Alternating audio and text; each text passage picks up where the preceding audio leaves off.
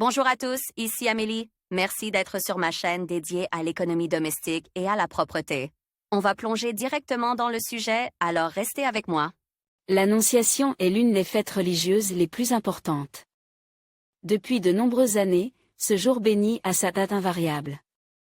En 2020 aussi, selon le calendrier orthodoxe, elle sera célébrée le 7 avril, 25 mars, à l'ancienne. De plus, cette fête rappelle à chaque fois l'arrivée du printemps. Attention! Jusqu'au milieu du XVIIIe siècle, certains pays d'Orient et d'Occident, ainsi que l'Angleterre, commençaient le compte à rebours de la nouvelle année à partir de l'Annonciation. Une fête orthodoxe importante. À l'origine, cette fête portait différents noms: la conception du Christ, le début de l'expiation, l'Annonciation du Christ, l'Annonciation de l'ange à Marie. Il n'existe aucune information sur l'origine de son véritable nom. On sait seulement que l'empereur Justinien, en 560, a fixé une date exacte et immuable. La date de l'Annonciation, le 7 avril, a été fixée au milieu du 7e siècle. Elle a été conservée jusqu'en 2020. C'est l'une des 12 principales fêtes religieuses de l'année. En conséquence, ce jour-là, il est interdit de travailler, même si la nourriture a été préparée à l'avance. Les orthodoxes ont pour coutume de se rendre à l'église le jour de l'Annonciation et de louer la Mère de Dieu et le Sauveur dans leurs prières. Relire les légendes, réfléchir à leur véritable signification. Si, en 2020, vous célébrez l'un des événements les plus importants de votre vie, le mariage, et que vous choisissez la date de sa célébration. Il existe une icône représentant l'archange Gabriel annonçant à la Vierge Marie la bonne nouvelle qu'elle deviendra la mère du Fils de Dieu Jésus-Christ. La toile a été peinte en 1405, son auteur est Andrei Rublev. Histoire de la fête. Selon l'évangile de Luc, Marie était une jeune fille modeste et a été élevée au temple jusqu'à l'âge de 14 ans. À âge adulte, elle fut fiancée à Joseph. Elle demeura dans sa maison, passant sa vie tranquille à prier et à préserver sa virginité. Selon l'Écriture, à cette époque, Marie lisait le livre d'Isée, dans lequel il était dit que le Messie naîtrait d'une vierge. Lorsque l'archange Gabriel apparut à la Vierge Marie et lui annonça la bonne nouvelle qu'elle allait donner naissance au Fils de Dieu, elle fut surprise. Mais Marie n'a pas résisté aux paroles, auxquelles elle a répondu: « Voici, servante du Seigneur, qu'il m'arrive ce que tu m'as dit. » C'est le début du récit de l'Évangile. Cette solennité est liée à un événement important qui s'est déroulé exactement 9 mois auparavant.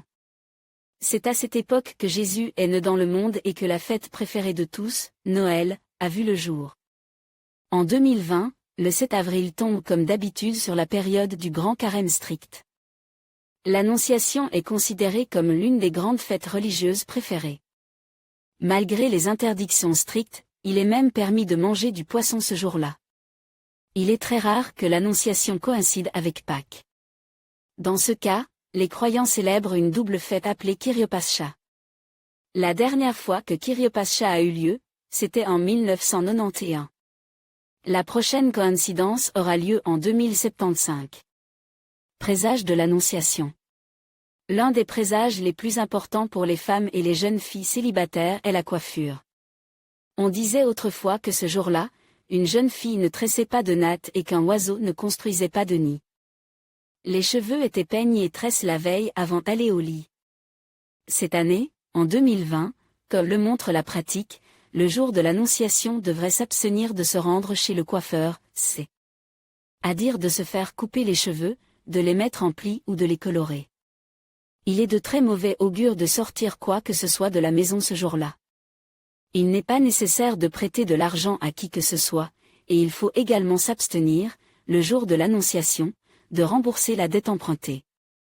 Le jour de l'Annonciation, vous ne pouvez même pas emprunter du sel et du lait à vos voisins. Si vous croyez ce présage, aucun objet sorti de la maison ce jour-là ne reviendra.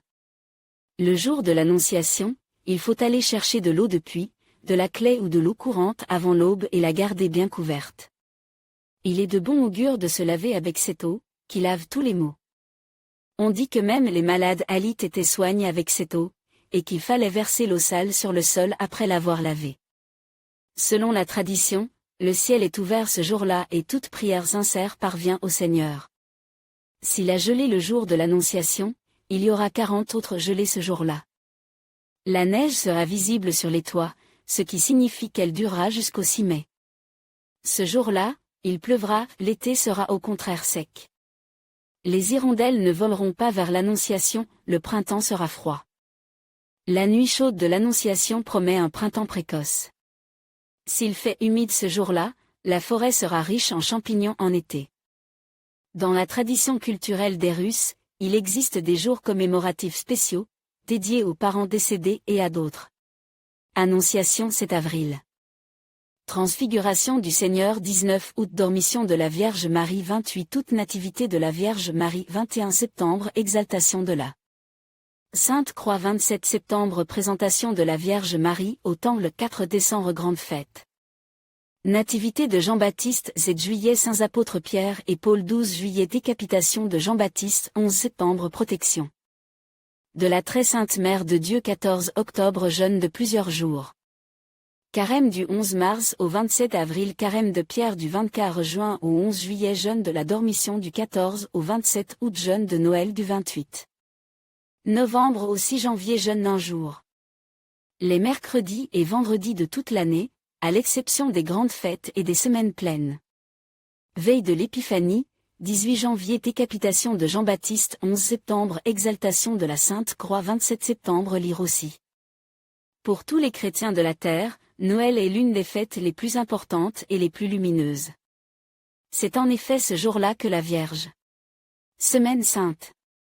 Semaine sainte du 7 au 17 janvier. Publicains et pharisiens du 17 au 23 février. Shrovetide du 4 au 10 mars. Pâques du 28 avril au 4 mai. Trinité du 16 au 22 juin. Journée de commémoration des défunts. Samedi des parents, samedi des pertes de viande, 2 mars. Samedi de la deuxième semaine 23 mars. Samedi de la troisième semaine 30 mars. Samedi de la quatrième semaine 6 avril. Radonitsa 7 mai. Commémoration des soldats 9 mai. Samedi de la Trinité 15 juin. Samedi de Dmitriev. 2 novembre. L'Annonciation est un jour férié dont la date ne change pas et, en 2020, les chrétiens orthodoxes la célébreront invariablement. Le 7 avril.